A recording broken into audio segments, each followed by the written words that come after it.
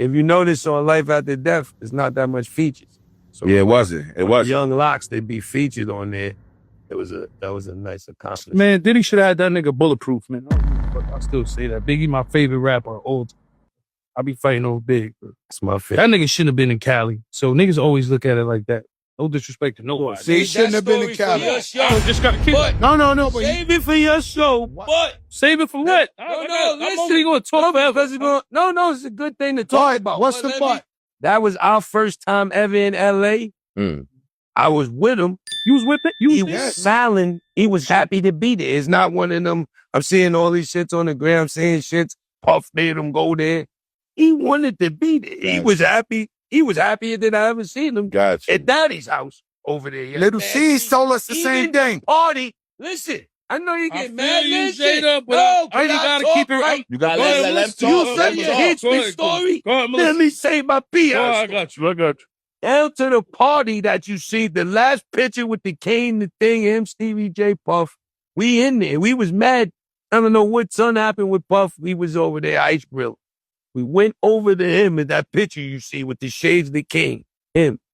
Shake that shit off, he told us. It was my single release. Whatever's going on with Diddy, we handle it when we get back home. Here goes So Chris Style or Don P, whatever was the thing.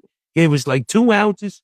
Said, go over there, shake, smile, nigga, shake that shit off. We got my single. And that was the last shit he ever said to me. Everybody left, went to the party. Then that's when that shit happened. Next time. What I could say to you is... But Pac passed already. Why would you have him in L.A.? That's all I'm saying. Pac was dead already. You know the beef was... Listen, you think about it now. It's a hard thing to say because I seen him. He was happy like Chris. He wasn't like, oh, they want to kill. That nigga was like... He was chilling. Yeah. He was chilling. I understand, but I just... In my mind, when I look at hip-hop... Because we get to look at it... Now we get to look at it being a little older. Now we older near that shit. See, I don't agree, but Pac just died. I agree with you. When we look at it now, yeah, you're right. He shouldn't have been over there, but what they're trying to say, what him and Little C said on here was he wanted to be there. It ain't like we thinking, but force the nigga to... Now I understand Jadakiss's point, and for me watching the Diddy documentary, they was saying that Big wanted to leave LA because he had a flight to catch to London and Diddy had canceled that flight. That is what they said. I don't necessarily think that it was pushing so much a narrative that Biggie did not actually want to be in LA. I think he did want to go out there because he knew he had fans out there and, you know, the whole Pac situation, like, that wasn't on him. So I guess he felt like, you know, I gotta come out, I gotta show love. You know, I get love where I go at. So I don't necessarily think the documentary per se was necessarily pushing that narrative. And maybe I need to rewatch it. I do know that they said that he wanted to leave, but not that he never wanted to be out there. But maybe I'm wrong. But this is interesting that Jadakiss is coming out and saying this, that no, Big wanted to be out there. It's been a few things that's been debunked. I think his family came out and made a statement saying that the documentary said that Puff charged Big's estate to pay for his own funeral, and Big's family came out and said, no, that absolutely did not happen. Now, has Puff been taking care of them? Did they feel the need to have to say that? You know what I'm saying? Because Puff did so much dirt that was actually truthful in that documentary. We don't know what's embellished, relish, or what's not. You know what I'm saying? But this is interesting to see certain things being debunked. Now, on the flip side, I get what Yayo was saying. He should have never been out there. It should have been at least 2 years that you waited before you went out there. And maybe not even that long, but or that short of a time. You know what I'm saying? And I would hate to be a superstar and because I had beef or a supposed beef with this person, and now something happens to them, now all of a sudden they looking at me like I had something to do with it or whatever the case may be. And now I can't go to that city, especially LA. It's beautiful in Los Angeles. You know what I'm saying? I would hate to feel like I can't go to Los Angeles for that particular reason. So I can understand that feeling of like, not necessarily feeling invincible. Like, I can go anywhere. I'm Biggie. I should be able to go anywhere. You know what I'm saying? I got millions of fans all over the world. I done sold millions of albums. The record sales is coming out of LA. These records are being shipped and sold in LA crazy. So of course I need to be out there getting that money, seeing the fans. But move militant.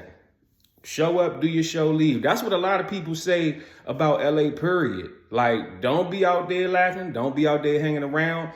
Go, do what you need to do. Take your ass back to the hotel, get on that flight, move on to the next city. And it sucks to live that way. But see, that's what happens with like all the flashy rappers when you got your chains and everything out. And you should be able to just walk around with your chains out. Like, you shouldn't have to be looking over your shoulder because somebody's trying to get at you. This is why you see like J. Cole, nigga walk around with a Hanes t-shirt, some shorts from Walmart, and some J's. You know what I'm saying? Like, real smooth, real laid back. You ain't ride. What you gonna ride me for? Dreadlock, my nigga? You know what I'm saying? But Yayo's like, he shouldn't have been out there, and I understand that as well. Two things can be true at the same time. Listen, I'd have been over bitches' houses before that I absolutely wanted to be there, and I really had no business being there. You understand what I'm saying? So both things could be true at the same time. And I didn't lose my life, thank God, in those situations. I was about to say that situation, but it's definitely been more than once. But yeah, I think that it probably should have been a while longer before Big actually went out there, let a little bit more information come out. You know what I'm saying? Let it be known that this didn't have anything to do with me. And who knows? He probably would have never been able to go out LA because they love Pac in LA. Pac is one of the most world-renowned. It's three people that won't die: Nip, Pac, Kobe. You know what I'm saying? One got his name known in LA. One played for LA. One is from LA. And the streets will never let them die, never let their spirits die. It's like Jay-Z said, ladies love me long time like Tupac's soul. So I don't know if Biggie would have ever been able to go back out LA, to be completely honest, but especially at that time when it was right at the height of the beef and it's still a lot of tempers flaring, and you got these sides going back and forth, and it was really never Big versus Pac. Like, they had love for each other. You know what I'm saying? It's such a messed up, unfortunate situation to be in. And this goes back to the whole F the streets movement. You see what I'm saying? It's like, we dying for what? We going through this for what? Niggas is snitching, and they still out here able to do their thing and sell records and do whatever they want. So why is we respecting these rules and nobody else is respecting them? I get that frame of thought. I get that mindset. I just wish that, they were so young. Like, I think Pac was 26, Big was 23. Like, of course, when that happened, they were adults. But now at my big old ass age, I'm looking at it like, man, they weren't kids, but they was young. You know what I'm saying? So much more life to live, so much more music to make. I just now started to believe that Tupac is dead. I ain't gonna hold you. Like, literally in the last couple of years, I was like, all right, this nigga might be dead because he ain't came out with no new music yet. But for like 20 years, I was like, I don't know, bruh. I don't know. This nigga drop a new album every month. You gonna tell me he recorded that much music and now it finally ran out? So, all right.